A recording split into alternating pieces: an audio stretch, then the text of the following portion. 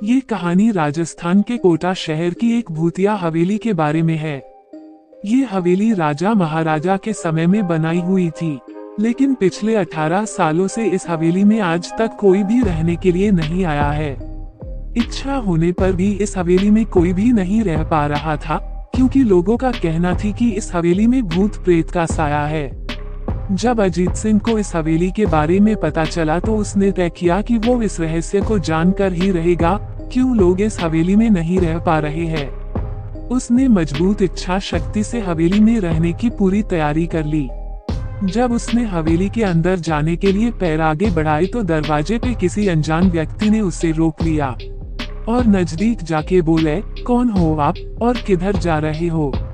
अजीत सिंह ने जवाब देने के बजाय उसने सामने सवाल किया, जी आप कौन? मेरा नाम अर्जुन सिंह है और मैं यही पास में ही रहता हूँ। अजीत सिंह ने कहा, ओह अच्छा, मैंने सुना है कि यह एक भूतिया हवेली है और यहाँ कोई नहीं आ पाता है, इसलिए मैं इस हवेली में एक दिन रुकने का फैसला किया है। अर्जुन सिंह ने कहा, जी हाँ, आपने सही सुना है और आप भी अंदर मत जाइए, मेरी माने तो आप भी वापस लौट जाइए, यहाँ बहुत खतरा है। ये सुनकर अजीत सिंह खुश हो गया, जैसे उन्हें कोई लॉटरी लग गई हो। अर्जुन ने उसकी खुशी को देखकर बोला, आप क्यों खुश हो रहे हो? आपको तो भूत का नाम सुनकर डर लगना चाहिए। शायद आपको पता नहीं होगा कि मैं भूत प्रेत में काफी दिलचस्पी रखता हूँ। अगर इस हवेली में भूत है तो मैं अंदर जरूर जाऊंगा और सारी सच्चाई का पता भी लगाऊंगा। इतना कहकर अजीत सिंह उस हवेली में चले गए। अंदर जाके अजीत ने अपनी बैग को साइड में रखा और हवेली के चारों ओर देखने लगा। सारे रूम भी चेक कर लिए। बाद में ड्राइंग रूम में आके सोफे पर बैठ गया। उसने वहां बैठकर दारू के 2-4 पैक भी पिए। वहीं अचानक उस रूम में लाइट का एक बल्ब चालू बंद होने लगी, लेकिन अजीत ने उस पर ध्यान नहीं दिया। थोड़ी देर बाद दूसरा बल्ब चालू बंद होने लगा, फिर तो हवेली की सारी लाइट चालू बंद होने लगी। ये सब देखकर अजीत अपनी जगह पे खड़ा हो गया और संपूर्ण सावचेत हो गया। अचानक उसके सामने एक छोटा टेबल हवा में उड़ने लगा। करीबन 6 फुट हवा में ऊपर जाके गोल गोल घूमने लगा और बाद में अजीत की ओर तेजी से आने लगा। अजीत ने तुरंत ही अपनी जगह बदल दी और दूसरी ओर चला गया और वो टेबल वहीं जाके गिरा जहाँ अजीत खड़ा था।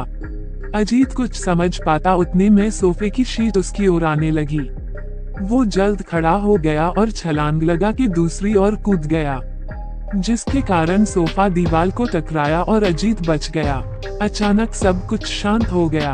अजीत ने चारों ओर सतर्कता से देखा और बड़ी आवाज में बोला, तुम जो भी हो सामने आकर के बात करो। वहीं एक बड़ी परछाई उसके सामने आई। अजीत ने उस परछाई को देखकर बोला, कौन हो तुम और क्यों मुझे मारना चाहते हो? परछाई, तुम्हारी भूल के कारण। अजीत, मेरी भूल? मैंने कौन सी भूल की? परछाई, इस हवेली में आने की भूल। मैं किसी को भी इस हवेली में खुश नहीं देख सकता। अजीत, लेकिन क्यों? वो परछाई ने जवाब दिया, आज से 18 साल पहले इस हवेली के मालिक ने मुझे यहीं पे ही मार डाला था। मेरी कोई गलती भी नहीं थी। इस कारण की वजह से मेरी आत्मा इस हवेली में भटकती रहती है। मैं किसी को भी इस हवेली में नहीं रहने दूंगा, क्योंकि इस हवेली में मेरा खून हुआ था। इस हवेली में जो भी रहने के लिए आएगा उसकी मौत होगी। अजीत ने कहा, मैं तुम्हें अपने असली रूप में देखना चाहता हूँ। तुम्हें मारने से पहले मैं तेरी यह इच्छा अवश्य पूरी करूँगा।